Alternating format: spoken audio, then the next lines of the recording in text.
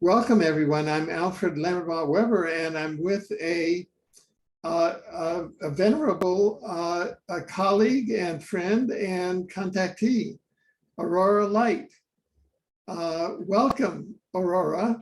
I understand that you'd like to talk to us about extraterrestrials and interdimensionals and an update. So please, over to you.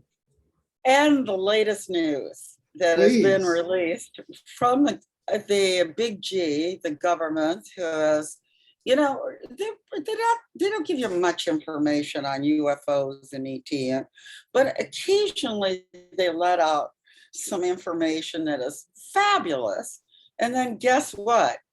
Nobody covers it. Nobody even pays one little tiny bit of attention to it. If they do, it's a blurb for 3 seconds or something. And that's about it. It's like, why isn't everyone excited about this? So the latest information on UFOs, I want to get into that today. And that's been released.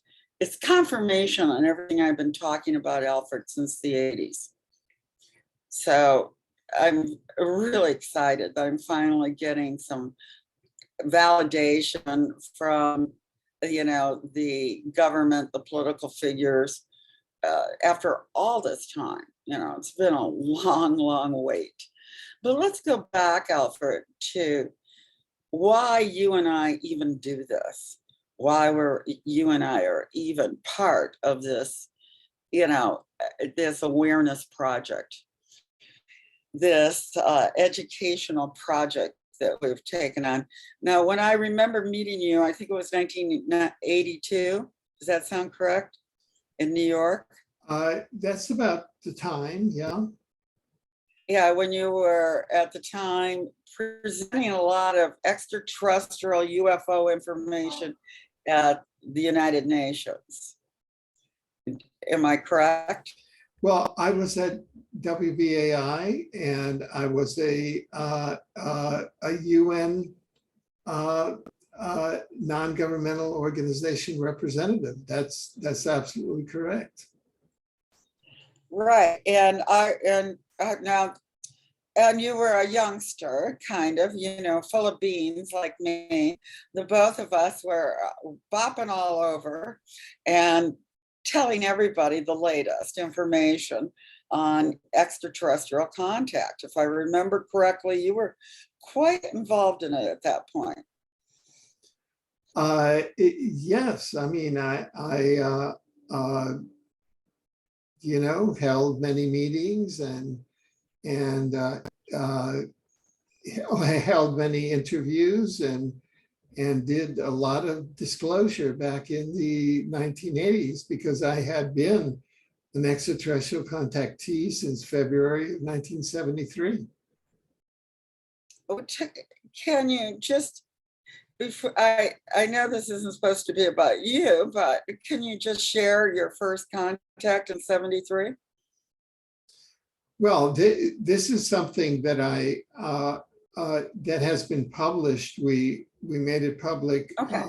But just to be brief, so that we can kind of line up how you and I, met in New York under very wild circumstances, really, unusual circumstances. Well, it's documented in a number of my books, and I've had external validation in that U.S. chrononaut Andrew D. Bashago has verified that he saw me on the ship in February 1973. And I verified that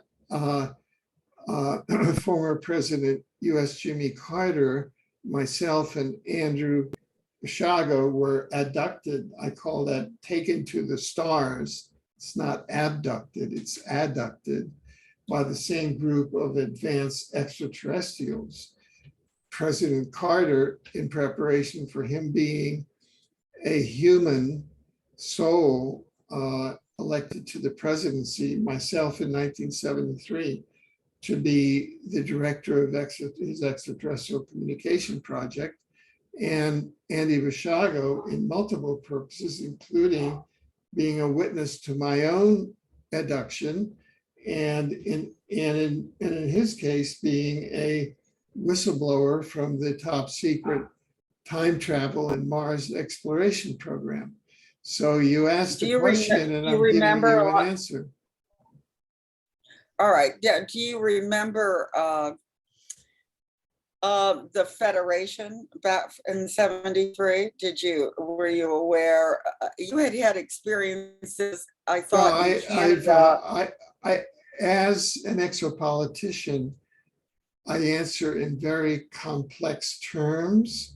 I don't answer in easy absolute terms because I don't believe that we have, definitive knowledge that way. And so I've documented that in a number of books. And Andrew I need Bishago to and delve I into made, them. I documented that in a UFO conference in July 2017 in the state of Washington. What year was that? In 17? 2017, yeah. Yeah. Okay. So that's interesting. Well, we live busy lives, you and I. And I know you don't get a chance to keep up with mine very much unless I come on your show. And I would love to delve more deeply into all your magnificent background, which is extensive on many levels.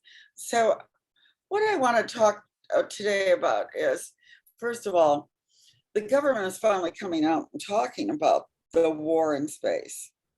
It has been some leaks about that.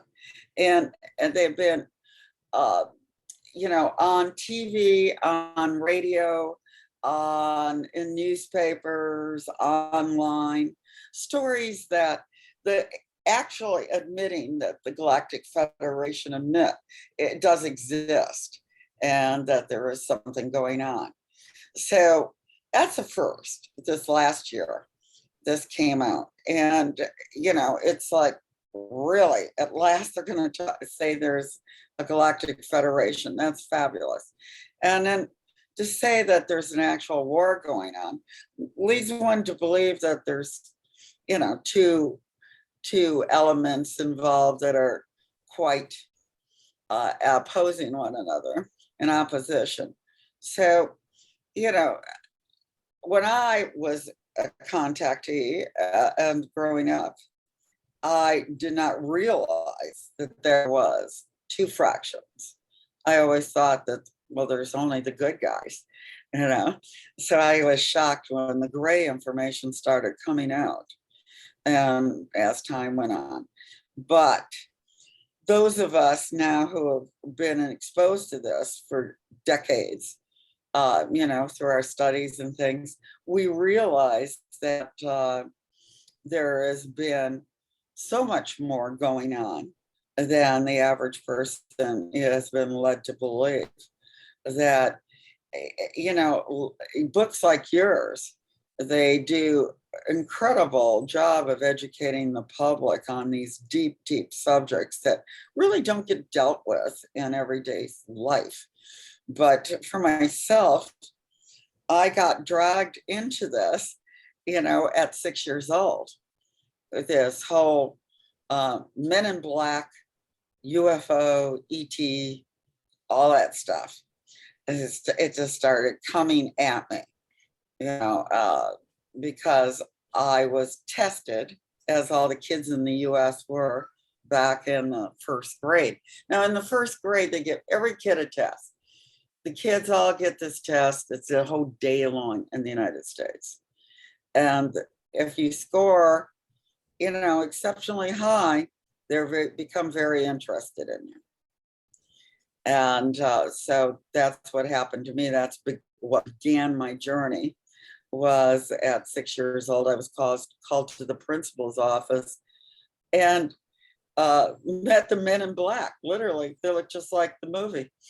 And I was like, wow, what did I do wrong? I said to the principal when I saw them sitting in his office. And he said, oh, don't worry. He said, you're not here because you're in trouble. You're here because of something else. They've come from Washington to visit you. And I said, really? I thought, well, this just can't be good. How can this be good? And I was thinking at 6 years old, looking at these two men in black staring at me. I thought, well, we'll see. So I did sit down for the meeting, and it was a very short meeting because I actually was determined not to go off with them anywhere to any laboratory and not to be a part of any of their programs at that age. I said, no, thank you to, their interest in me. But that led me to believe after that first encounter at 6, that there was something going on that was very nefarious on one level because it was so hidden.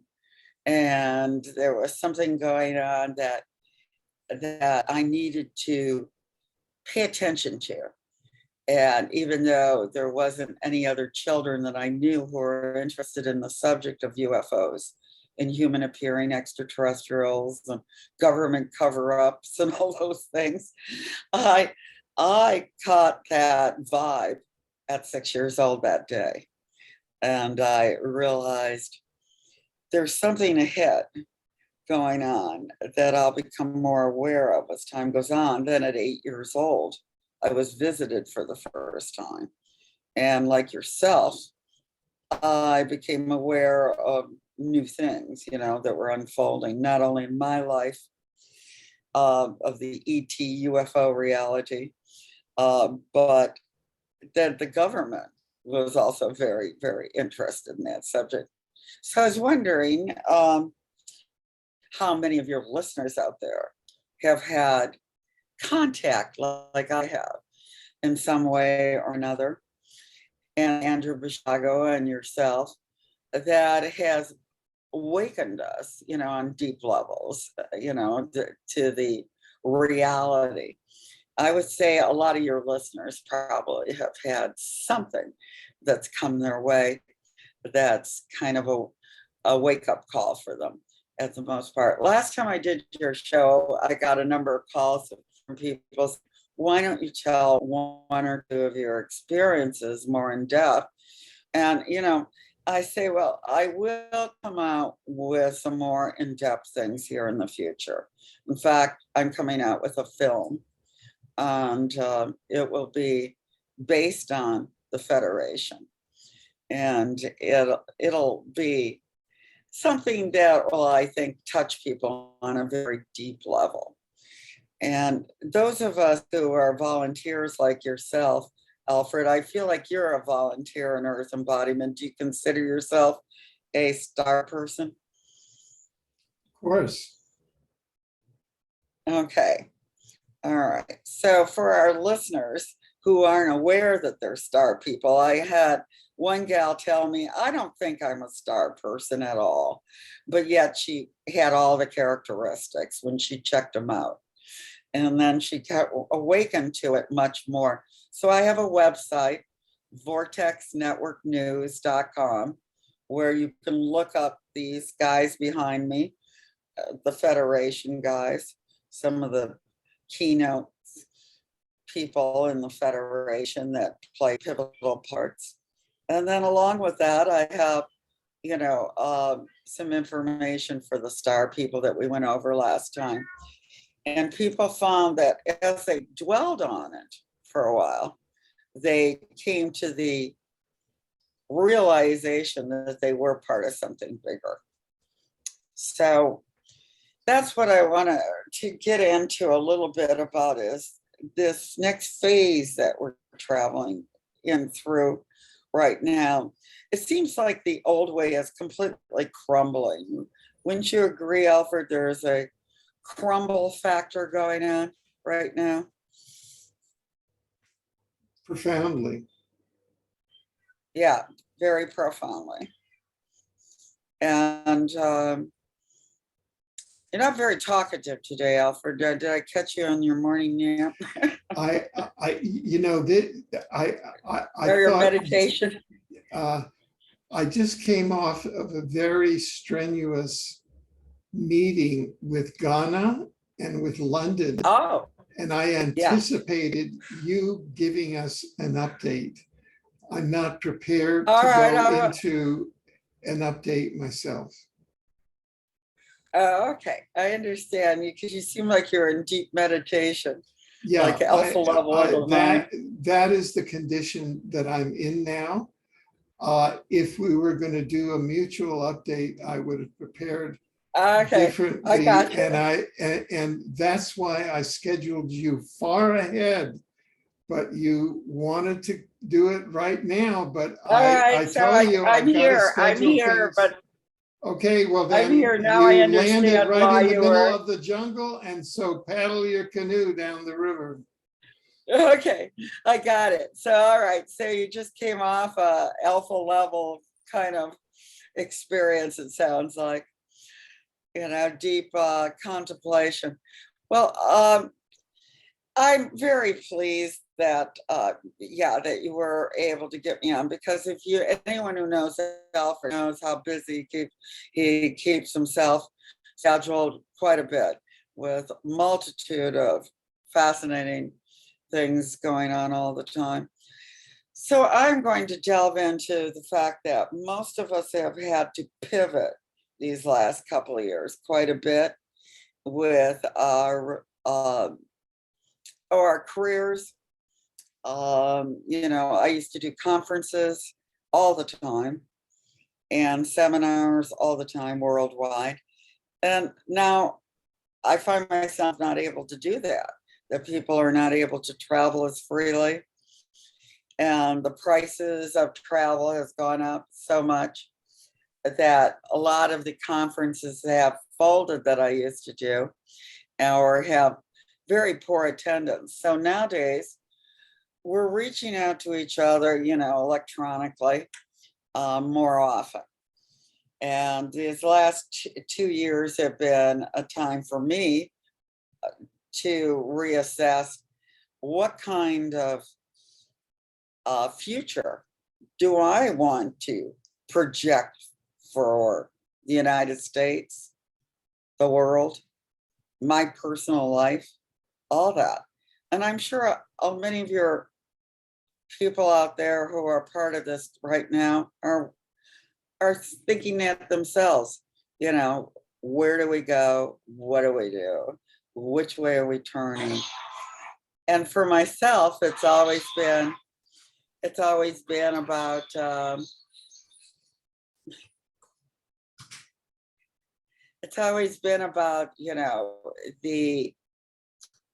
formula, the formulation to win the desired objective.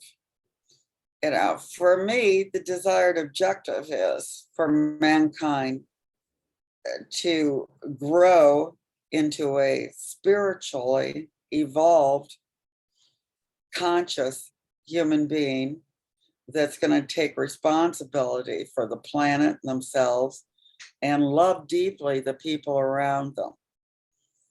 And I think that's where we're headed. We're headed to a direction that we really haven't been in a long time on this planet. I do think that there were times when small groups, tribes, countries were able to evolve in a way that was more congenial than what we have going on today. And the rampage that I see these last 25 years that has taken place, it's been quite disturbing to see, the level things have fallen down to, and yet on the same token, the other side of the coin is consciousness has risen for some dramatically. So we've got these two sides to the coin right now. That's the good, the bad, the ugly. They always say, take your choice. Which one do you want? Well, I'll take the good, take the best, leave the rest. That's my motto. But how does a person do that individually in a society that's chaotic? And there has been so much chaos these last couple of years, especially. The COVID, along with the travel restrictions and the things that's taken place has had a huge toll on so many people. And I think we're starting to work our way out of it, but you hear plans of new viruses, the monkey, the this, the that, the different ones that are coming up. And people call me and I do sessions for them because they want to feel their way through all of this. And so when I do sessions with the people who contact me, I always like to start from exactly where they're at, what the position is at the moment. Okay, because you can't start any other place. So you must start where you find yourself. And for myself, that has been every day I examine. I do a meditation. I try to every morning and attune myself to what I want to see the day look like, and also what I want to accomplish, throughout the day and the order and that which I'm going to do. It always becomes something that I plan, but not always works out. Sometimes there's surprises in life. And for example, I was out of town for 2 days at the beach. And when I got back, I was doing other things this morning and I just found out that we had our schedule for today instead of the 19th. It was going to be today. And I was like laughing so hard. And I go, it figures. The one time I go out of town for 2 days, for a little vacay, things are up, and it's always that way in life, the surprises. But I find that when I look deep into myself and help others do the same to clarify their objectives, one of the things that we do is we just get rid of a lot of debris. It's almost like a hoarder. But it's not in the sense of your house being filled up, but the psychological house of the mind. And, I have recently read some studies on the mind that indicate that 90 to 95% of the mind that is running the show is completely unconscious to the average person, okay? And that their 5% of consciousness is what they think is running the show. So that's, to me, very interesting experiments that were done and are being done now about how we can integrate our full consciousness so that the body, mind, and spirit are working together. And that way, the best results, of course, are going to be able to occur. So when I work with a person, my work has been for the last 30 years, getting into people's, you might say their driver's seat. What's driving them? Who's in the driver's seat? And what is it that they want to accomplish? And then we get into the fastest easiest, best ways to clear the playing field so the real games they want to play can begin. And, we have to examine that every day in our life. We have certain things that we want to accomplish, and those achievements are done by clearing the deck and bringing in this higher state of awareness into the fold on things that perhaps we wouldn't normally be examining. So, self-examination has been the keynote for most of us here in the, I would say, the arena of higher thought, higher awareness. Being able to play with your higher self is, to me, the keynote. Because if you're fragmented and you're really not cohesively in attunement with your higher self, you're going to probably not be as brave, courageous, bold, energetic, youthful, kind, and loving than if you are. So the more we integrate ourselves into our full state of awareness of our higher self, more we get to know our higher self. Yeah, because society doesn't actually want us to proliferate as I don't see it in school. For example, children, I feel, should be taught more like along the Montessori ways of being a full person. It's just coming to school to absorb information. You're coming to school to bring your talents and abilities to the party as well. So I'm going to take a sip of water. I was hoping you would ask me some questions, but so I can take a break here periodically. But I'll just take a sip of water when I need to and let my voice cords relax.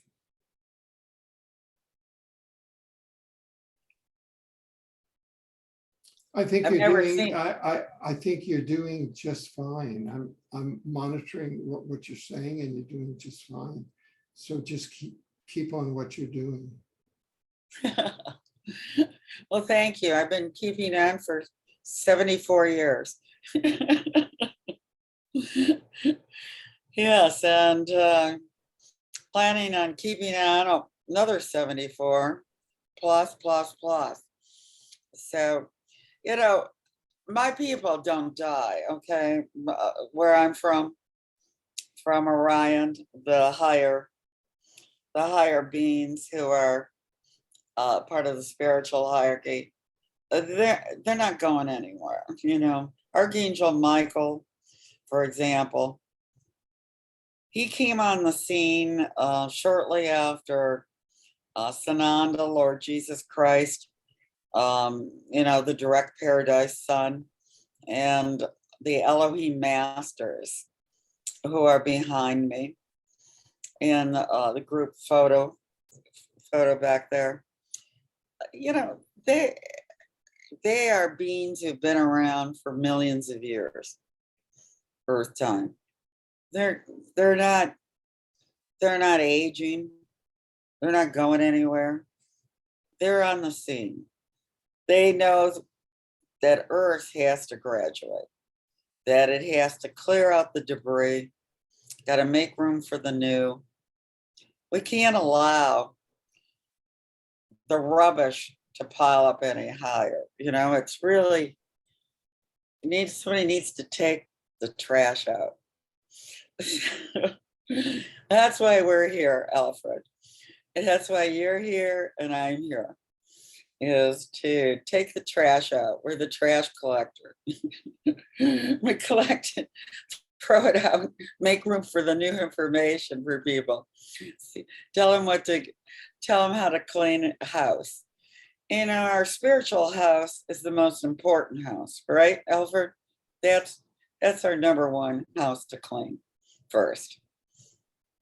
And to allow ourselves to have the space in our head and our heart to embrace new information, higher evaluated information that maybe nobody's ever really exposed you to on a very deep level. For myself, I was lucky because as a kid, I was fortunate. I had a good spiritual training. You know, when I was 5, 6 years old, I caught the Sunday school church bus, the Baptist Children's Church bus, and got to go there with my 2 girlfriends who lived next door. One was born on my birthday the year before, and we were both St. Patrick's Day babies. And we always felt lucky because of it. And we always felt that we had been brought together as next door neighbors by a higher power. And we went to church together for years, the 3 of us, my 2 girlfriends next door and myself, attended and learned the basics. And because of that, it gave me a foundation of love and truth and knowledge that God was a good God that wanted to see us prosper and learn. And so I wanted to know more, and I had to go on and study metaphysics to do so, to make sense of it all.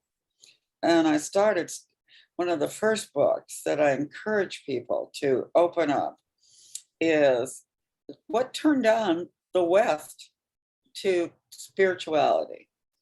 And that was Be Here Now, Now and Be Here by Baba Ram Dass, Dr. Richard Alfred. Now, I was wondering, Alfred, if you had ever met Dr. Richard Alfred. Well, in one summer in New York, one weekend I was up at Richard Albert's farm in New Hampshire, and the next weekend I was at Woodstock. Yeah. At the Woodstock concert. Wow. Well, Dr. Richard Alpert wrote the book, Be Here Now, Now Be Here, and he changed his name to Baba Ram Dass. Now, was he from Yale? I think it was. He was Harvard. Harvard. Okay, thank you. I always get those 2 confused, you know, the 2 twins. So anyway, so he woke me up. Okay, when I think his book came out in 1969, and that book just opened me up to the fact that there was other dimensions. And then I went on from there to study Jose Silva and the Silva mind control methods for opening up the mind to other dimensions and slowing it down to the alpha level of mind and using those abilities in your life every day, not just studying them and like seeing a movie, you walk out and glad that's over, that's over with. Okay, next. It was a way of actually being able to conduct yourself on a more conscious level and with more I would say a knowledge of who you were and what you wanted in life and how you wanted to create that life for yourself and take control of yourself. I think we're taught, excuse me, we're taught at a young age to give up our control to others. Stand in line, bell rings, get in line. Okay, this time, do this. Okay, you got 30 seconds here for this. You got 30 minutes for lunch. All right, do this next, now do that. And you kind of go on autopilot. You know, it's like, where am I? You know, next, you're like a little marionette, and the puppet, the puppeteers and the puppets and the marionettes and everybody's dancing, and then the music stops, and people don't wonder, well, what am I doing here? How do I get it to the next level? Most people that I have counseled, once they put their pieces together of their little puzzle, never ever have any problems in the future seeing the full picture. It's that the pieces of the puzzle are so fragmented. They're here, there, everywhere. They're not the cohesive mosaic.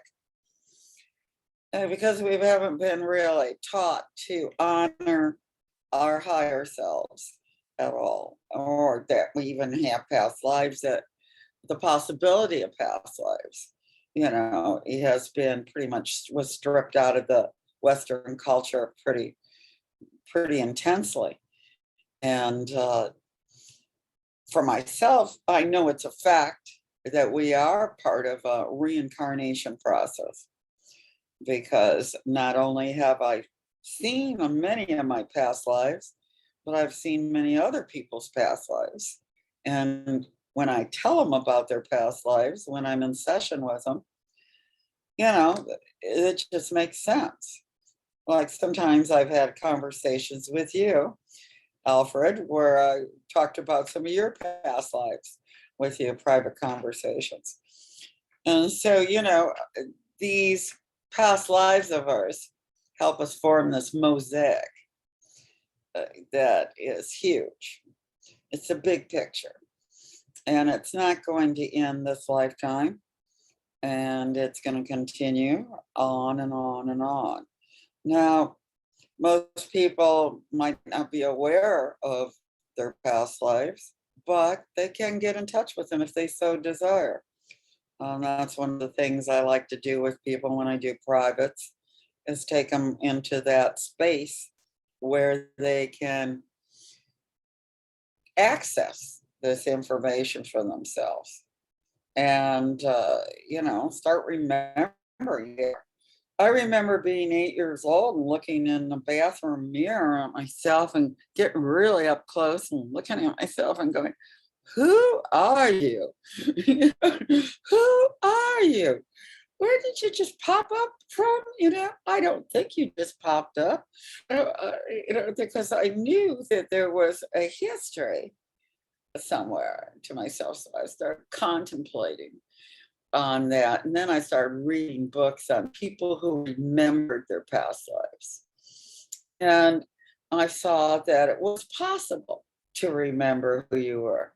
So then when I started studying Silva mind control and things like that, where they encourage you to go down to this alpha level and teach you how to, then I was more able to see my horizons widened, and I was able to see much more. It was like when you climb a ladder, or, you can see further, so I was going up the ladder in consciousness, and I could see further and further and further, and I could see the patterns that were being played out in people's lives and my own life and in society.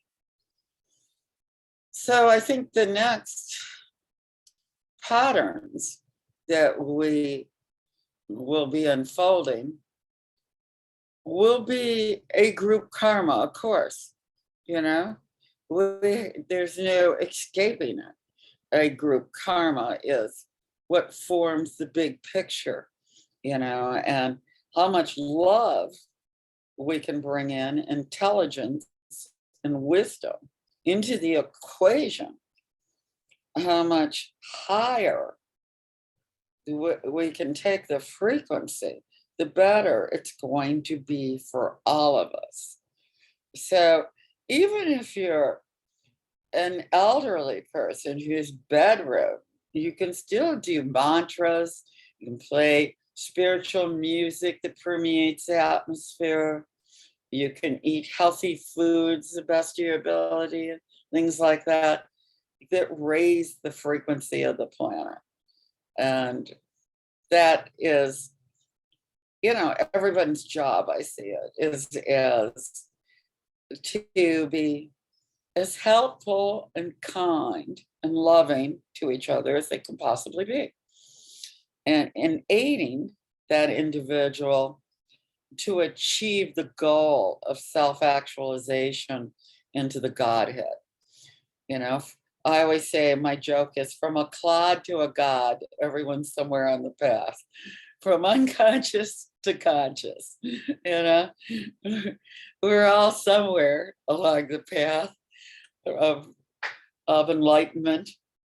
And so I always say, you're not going to treat anyone else better than you treat yourself. That's my theory from observation. So first of all, start treating yourself as precious and, as unique, as blessed, as anointed. Okay, and treat yourself with the utmost respect. And once you start doing that, it'll kind of flow over into your world, into the people around you. And they will benefit from it. And you will see changes in them. The more you can be the living, breathing example of the best in humanity, the more inspiration you are for those around you who may not be as strong as you. Some of us are made of steel and, and tough as nails, and other of us, need extra padding. So it's like, as those of us lighten up who are type A's, enough to relax and enjoy life and bring that love and frequency and enlightenment into all we do, it has an effect. And so, type A's are the leaders who always put a lot of pressure on themselves to accomplish a lot, but they also need to soften their hearts and their spirits so that they're also loving in all that they do. So it's like the love I see has been stripped down quite a bit in our society. I see the younger people nowadays not like we were in the 70s. Okay. They're not hugging and kissing each other and telling and laughing all the time and having a great time like we were. They're much more guarded, and afraid to look foolish. There's a lot of judgment going on in today's world of people who you might say, our today's world, we're in a place of spirituality being put on the kind of the back seat. Okay. The churches are not crowded like they used to be 50 years ago. The ministers aren't dealing with the stuff that's going on in the society very much from the pulpit. And so they're losing the younger people's interest because it's not dealing with their world very as much as it should be. I feel like ministers nowadays need to administer their wisdom on today's issues. And everything's been so compartmentalized and fragmented nowadays that people are actually afraid to speak out lots of times. It seems like there's a numbing down, a dumbing down of like, don't say that, you might offend somebody, or don't say this, you might offend somebody. And then they'll come for you, and then they'll, show up at your house, and they'll interrupt your dinner when you go out. And they'll upset you in 1,000 different ways if you upset them. So all this worry about people's opinion, it seems to brought us to a place like a stalemate, like a standoff. People are afraid to say their true feelings on love and their country, their personal things they want to do to their body, how they want to take care of their body health-wise. All this is under attack, and from many different fractions. Hey, I'd appreciate it if you'd sit down. Okay. So just take a seat here till I'm done. Okay. Thanks. So when I look at the 70s, the 80s, the 90s, in the last 20 years, and especially these last 2 years, I can see people are struggling to identify themselves in a way that's going to fit into tomorrow's world. The older people are trying to figure out, can it possibly go uphill? The younger people are dismayed because they can't find enough people to group together with to create a movement like we had in the 70s. Okay? We had a movement. It wasn't, we came together as a movement. We partied together, we played together, we loved together, we enlightened each other. We were a movement. And the movement rocked the world. You have to be able to rock the world if you want to make a statement. You can't just sit in the corner. Okay? You got to get out there and rock and roll. You gotta shout it a little bit. You gotta play that horn sometimes. You have to let loose.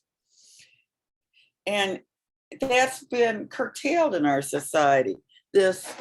Right now we're at a point in our society where people are not encouraged to let loose and have a good time anymore.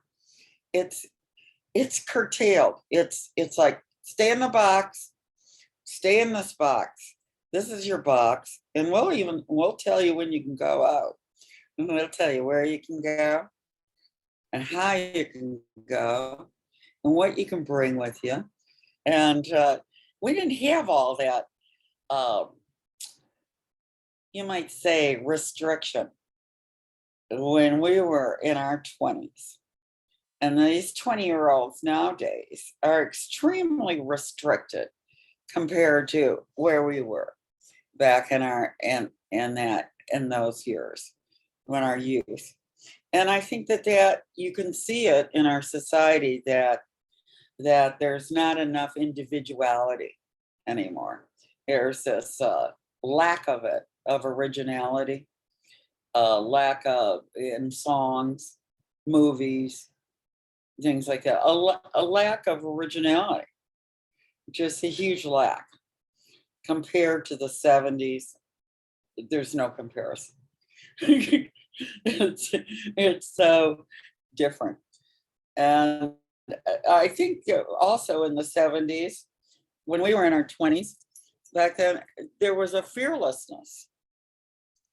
that we could create anything we wanted with our lives, that we could explore and create. And that's why Bill, my husband, and I are getting into the film industry. Is because we have so much wisdom, knowledge, and that we want to share with the world. And we've decided that's the best way for us to go about it, is making films. And I have a film already written that Paramount called me about a couple times and was very interested in. And I'm going to be making it privately, because rather than choose a big studio, because I want the freedom of it turning out the way it's meant to.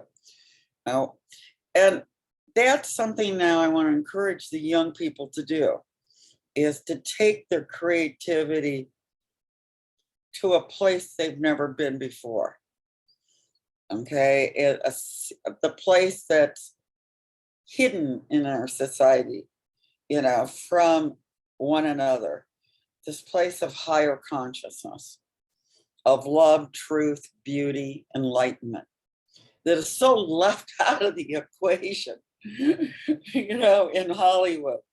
It's been completely ignored.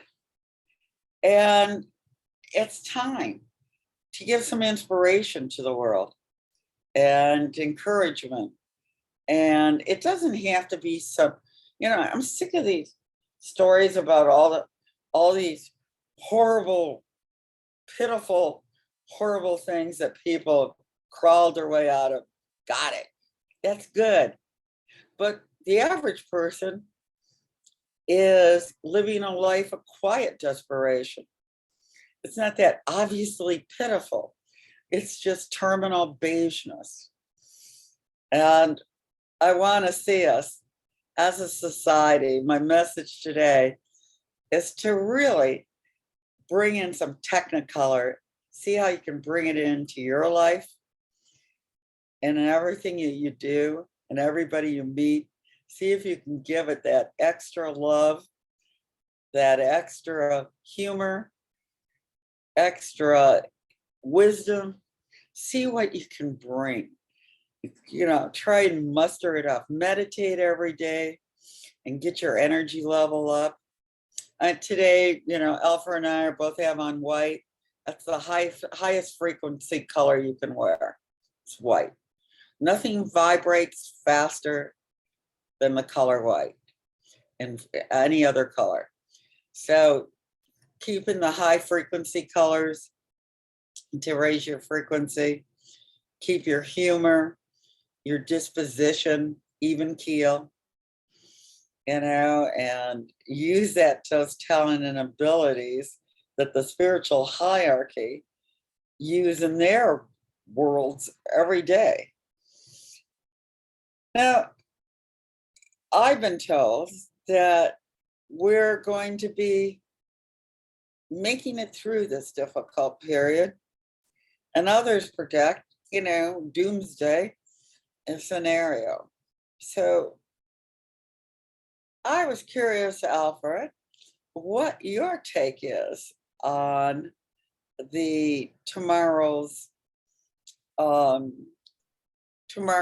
where you think we're headed. Do you think society is capable of pulling itself in the right direction, upward into greater realization and spirituality?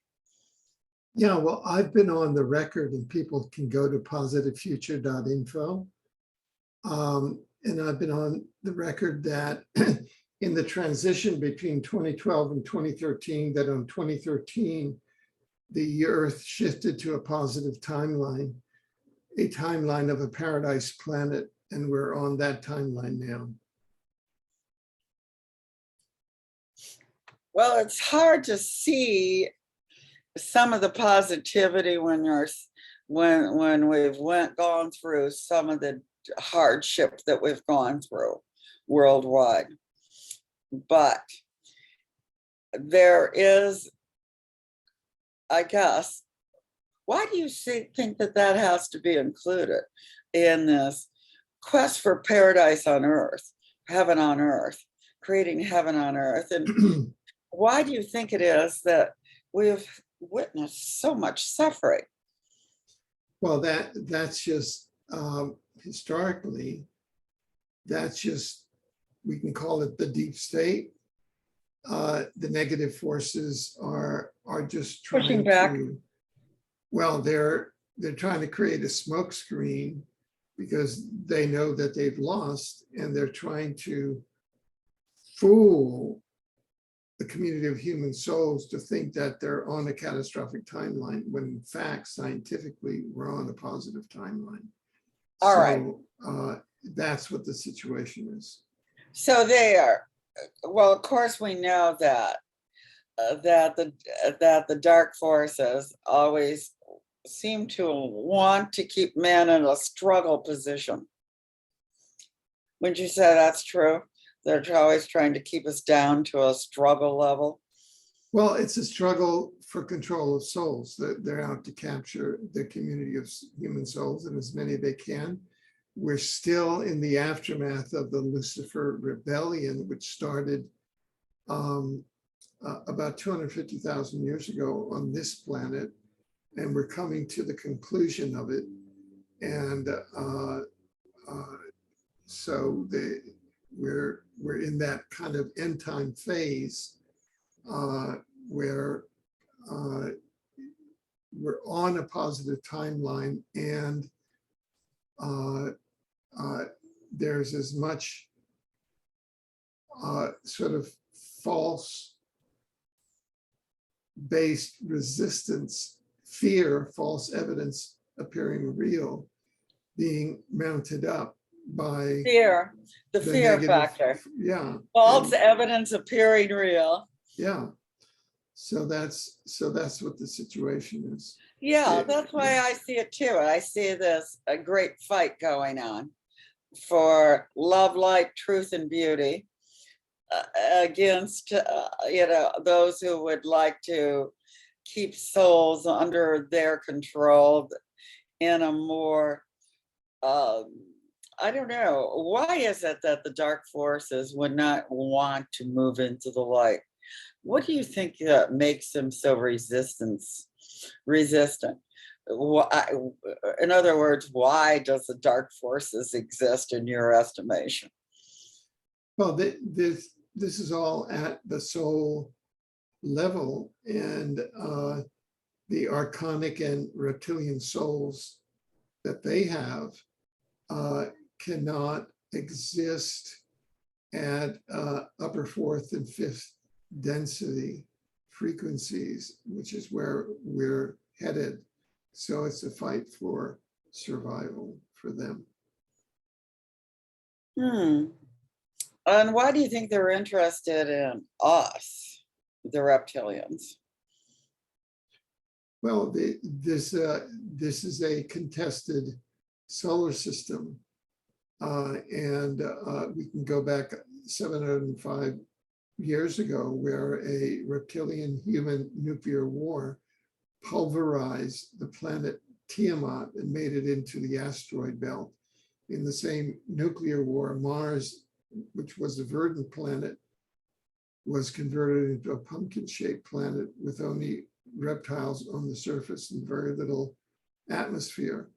And we, the community of human souls, we had to take on about 2 billion souls from Tiamat to incarnate here on Earth. And we're now fighting the reptilian forces who want to pulverize Earth in a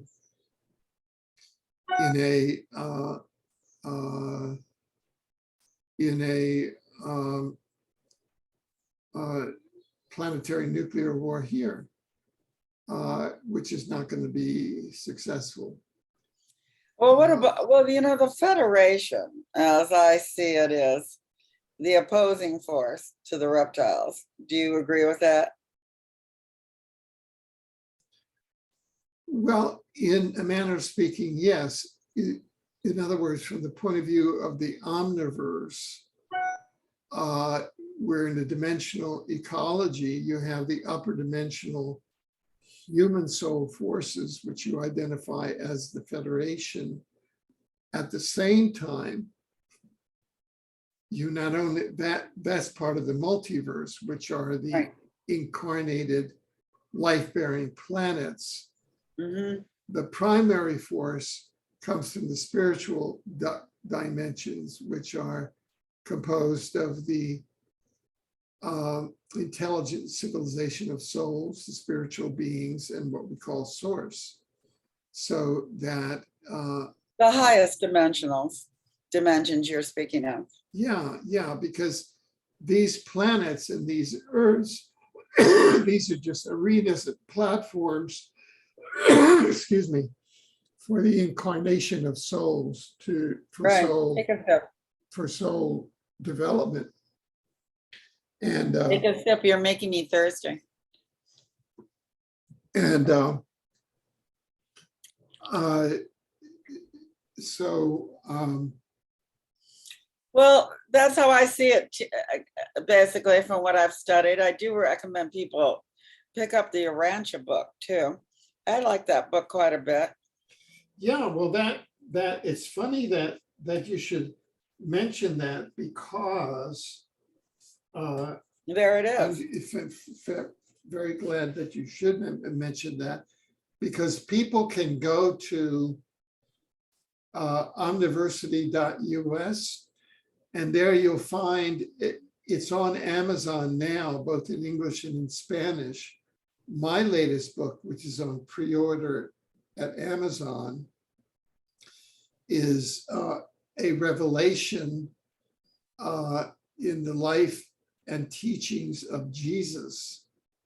And that's a book which is a new revelation on the fifth apocalypse. You just came out with it? Yes. It was, Oh my gosh, it's I'm out there gonna have to now. get that. And Wow, why don't you and write a thicker one? yeah, and What is that, uh, 3 inches thick? yeah, How many pages is that? the Urantia book is about is over 2,000 pages long. And And here, hold on a second. I love the Urantia book. I think it's quite good. Yeah. And let me just get this a second. It's here. No, it's not there. You know, a lot of people, nowadays want to get some insight into what's going on in their lives. And so if they give me a call, I will not only do a little bit of insight, if you tell me what's going on, I'll give you some clarity. But I also like to get into the healing part of the body. If you have health issues, that you want to clear up, and get going with, I'm very helpful with that.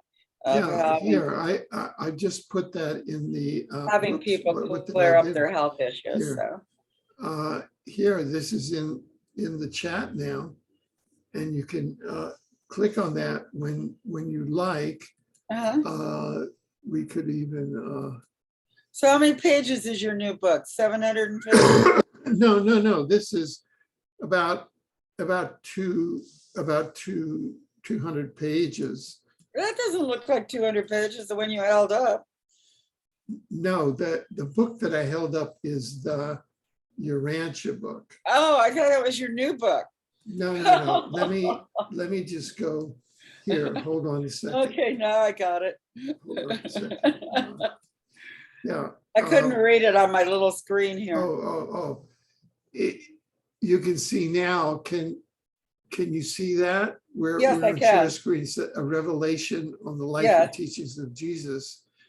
And this is, there's a lot of information in there. For example, the secret time travel unit of DARPA CIA, which met with me in 1971. They actually brought my book Exopolitics back from 2005 back to 1971.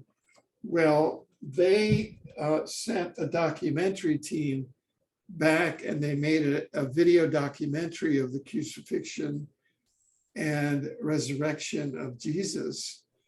And they found that it provides direct forensic evidence of the truth and authenticity of the synoptic gospels of Matthew, Mark, Luke, and John. And it is identical to part 4 of the Urantia book. Part 4 of the Urantia book is the life of Jesus, which is the first sort of the Urantia book was released in 1955 by the universe governance of the local universe as an emergency measure here. And this was sort of released in furtherance of the second coming of Jesus. This is sort of the beginning. That book was actually brought to me. I threw a Christmas Eve party and people from all over the world came in limousines and everything. It was the weirdest thing.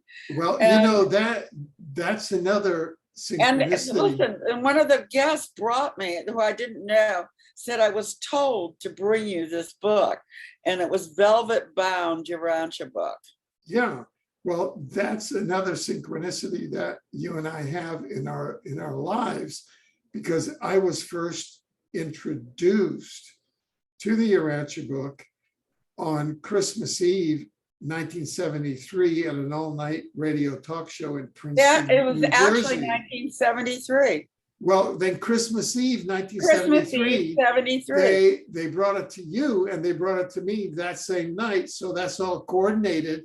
So we are about the second coming, and that's what this whole thing is about. Exactly. And so you should go online, and you can go online to Amazon. I just put there, it's just $3 on pre-order, and you'll order the new book, A Revelation on the Life and Teachings of Jesus.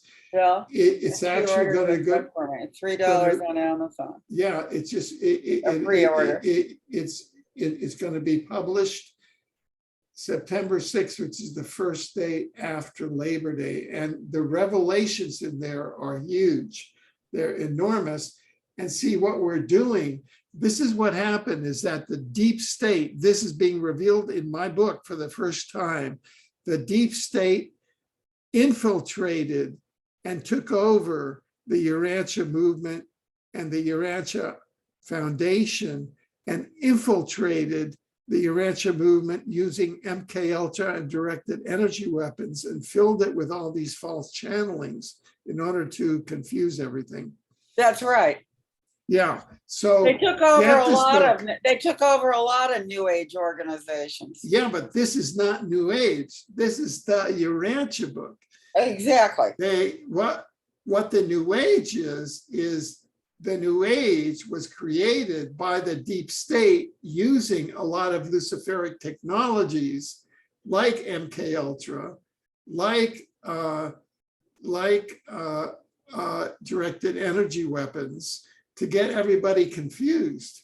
Gotcha. And this, I agree. The Urantia book was released in 1955 to prepare the way for the second coming, and the deep state gathered around it. Like, for example, Findhorn in Scotland is right next to. Put your picture back on so I can see you better. I'm sorry? Move your picture back on screen so I can see you better. Oh, well, I have it now on the book. Yeah. Okay. Yeah, and for example, Findhorn, and this is discussed in the book, Findhorn in Scotland is right next to a UK military base, and all the channeling in Findhorn was set up by the military intelligence MK Ultra channeling. So it's all phony. It's all set up by the military intelligence. And everybody came to Findhorn and said, oh, it's a spirit. There was no spirit there. It was set up by false channeling from the MK Ultra directed energy weapons from the military base. That's and the New Age took Findhorn as oh, this is the capital of what's happening. And all of that is set out in this book, in this Well, new I book know of mine. for a fact, 11/11 was a MK Ultra project. There you go. Yeah, so that I know for a fact it was, because I know the people involved. And you just went bingo, because inside the Urantia movement, they have now set up 11/11 clubs, so that if you go on Facebook, you'll find 11/11 groups are part of the Urantia movement, is to get everybody confused in order to sabotage the revelation coming in. And that's why on Christmas Eve 1973, Dimensionally was directed to introduce you on that same evening. Isn't that amazing? And Christmas Eve 1973. This is the point of this interview, and it blows my mind.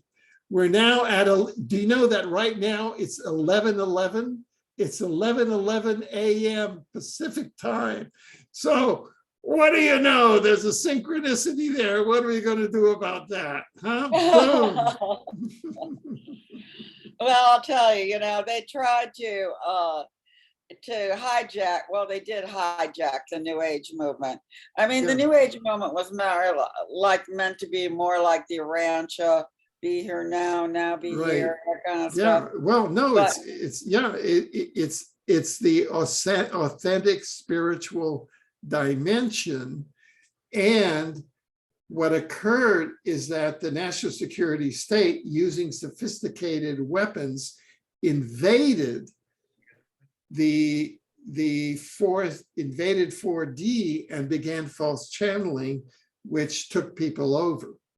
And all of that is described in my new book.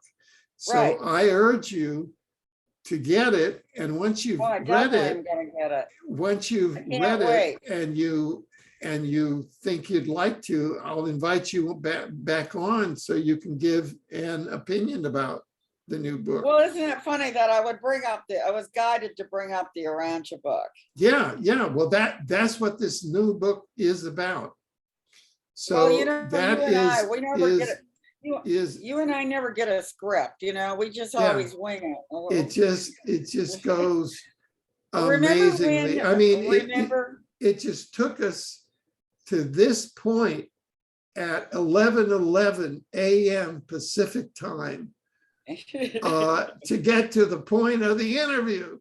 That kind of blows my mind. Now, when you and I were together in New York and we were teleported. Yeah, we were teleported. Tell that story. Okay, so I went to New York with my husband, Michael Elijah, and he was a direct voice channel, and I was totally into his channeling, and I was teaching psychic development and all this stuff, and we're running around New York City, meeting everybody in town, meeting all the movers and shakers.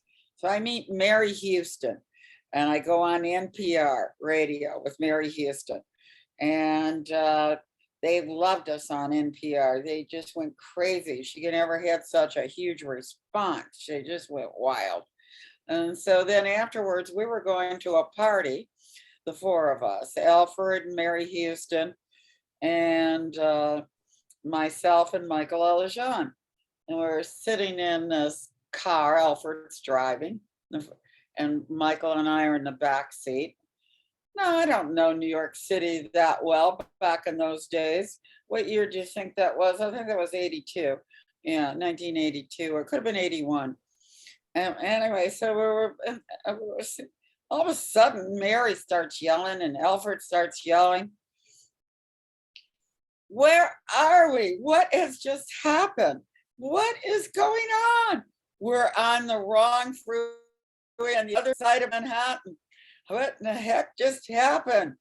And Michael and I are in the back seat, oblivious to it all, just like, what? And they're like, you guys, we're on the other side of the island. And we're on the Yeah, other yeah. side of Manhattan. We were traveling on the West Side Highway in New York, which is right next to the Hudson River on the island of Manhattan. And our vehicle and us four were teleported to the Cross Westchester Parkway, which is you're teleported across Manhattan over to the mainland of New York, headed toward upstate New York. That's what happened. We were teleported. Yes. And now, who do you think teleported us? The Federation. Wow. Of course. The Federation. We must have had some agents following us and that they wanted to shake up. Yeah. I mean, we were teleported. I'm going to edit. We were teleported from how far? I'm going to edit this interview so that this is going to remain, but I'm going to edit it so that the interview starts off with this episode, because, and that starts off with the 11/11 episode. So people get to the point, because otherwise people have to wait, an hour and 15 minutes to get to the point of the interview. Now, we've been on here for about an hour and 15 minutes. Well, now I'm going to have to talk about my stuff then that you're going to erase. No, nothing's going to be erased. Now, you said you're going to get rid of the first hour. No, editing means I'm just going to take this and put it at the beginning, and then comes the first hour. I see. Yeah. Okay. You're gonna flip it around. Yeah. Now. All right. But we're coming to the end. So right now, right now we're at the end of the program. Okay. There's a cut here, and right now. All right. So Alfred, I want to talk briefly about quartz crystals for light workers. Oh, okay. Good. Yeah. Alfred, back in 1981, I was directed by the spiritual hierarchy to start making these pendants for the light workers. And what they are is they're chakra balancing pendants. They have all the stones on them for each chakra. And then they amplified on a large piece of quartz crystal that's optically clear and cut six-sided. Now, these are blessed by the masters so that when the recipient is wearing it, many times their chakras just open up instantaneously when they put on their piece. And they'll call me, or they'll start screaming to their friends, oh my God, my crown chakra just opened. And that's what I want your listeners to experience, having their auric field balanced and amplified. It's quite a thing. And they just told me what the design should consist of, the size of the stones and all this. They were very specific. So I do make these for the light workers. They're on my website. Could you give your website again, please? Okay, it's vortexnetworknews.com. And I would love for your listeners to call me. What we're going to do is we're going to go there right now. We're going to go there right now. And I'd like your listeners to call me for a private session, and I'll show them. You see, people can see vortexnetworknews.com. There's a picture of me. There's a picture of you. There's a picture of your crystal. Of your book, Prepare for the Landings. You've got a question, who is the Galactic Federation? That's right. You say, go into it all for everybody. Yeah, you say the Galactic Federation was formed over 6 million years ago, Earth time, to counteract the Luciferian rebellion. It is comprised of the Elohim masters, the archangels and angels, and beings from all over the super universe who agree to uphold the divine plan and the galactic pact rules and regulations. Almost all of the advanced planets are members of the Galactic Federation, but there are some troublesome holdouts who the Federation has been at war with. Earth is being represented in the Federation by proxy. Who is the commander-in-chief of the Galactic Federation?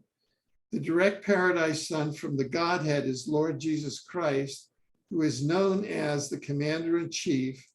His team is comprised of the spiritual hierarchy, Elohim masters, and the archangels, and Aurora light.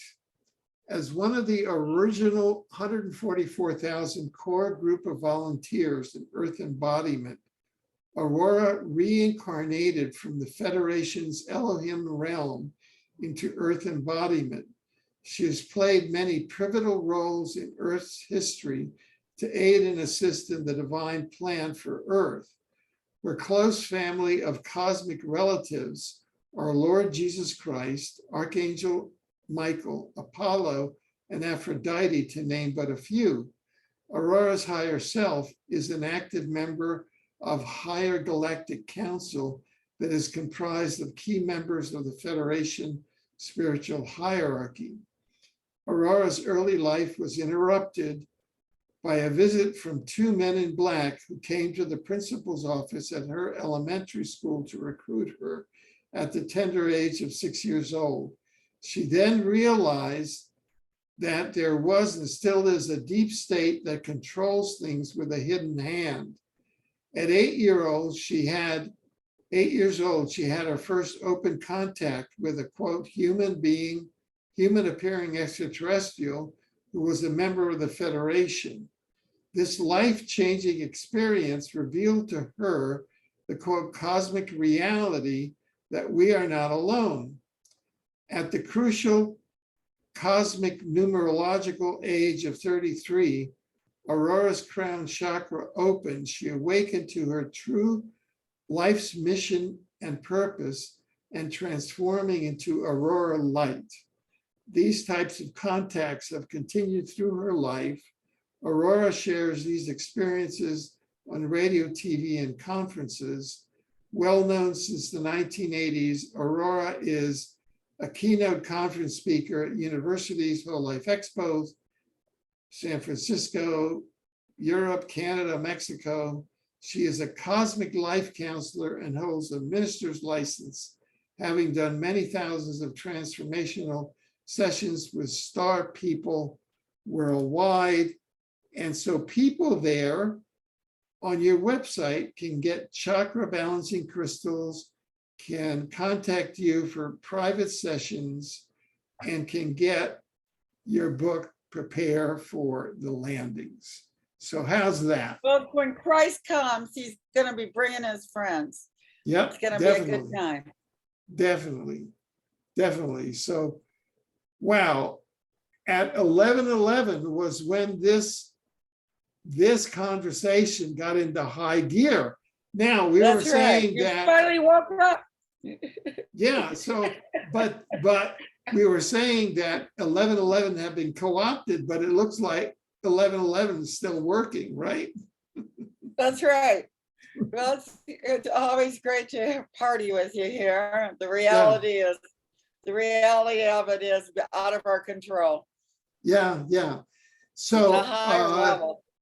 Are there any things that you have not had a chance to share with us that you'd like to share? Well, I just want to invite your listeners to please reach out, get in touch with me.